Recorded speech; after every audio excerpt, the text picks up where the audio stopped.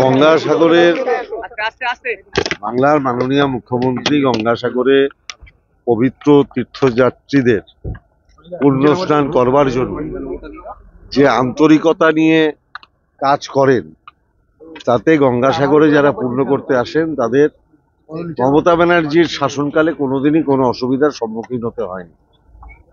কারণ মমতা বন্দ্যোপাধ্যায় মন প্রাণ দিয়ে আন্তরিকভাবে যাতে পুণ্যার্থীদের অসুবিধা না হয় সেই কাজটা করে। আর যারা মন দিয়ে কাজটা করে না, যারা বোঝে না যে কোথায় দর্শনার্থীদের সুবিধা অসুবিধা হতে পারে, সেক্ষেত্রে এই ধরনের দুঃখজনক ঘটনাগুলো ঘটে। কোন ধরনের ঘটনা? যেভাবে কুম্ভে যে ঘটনা ঘটেছে আপনারা প্রত্যেকে জানেন, আমার নতুন করে বলার কিছু নেই। ধর্ম পালন করতে গিয়ে যদি মানুষকে মৃত্যুবরণ করতে হয়, তাহলে বোঝা যায় যে সেই জায়গাকার অ্যারেঞ্জমেন্ট ঠিক নেই। কতজন মারা গেছে? সেটা এখনো টোটাল হিসেব এখনো এসে পৌঁছয়নি, সেটা নবান্নে আসছে এবং নবান্ন থেকেই ওটা ক্ল্যারিফাই করা হবে।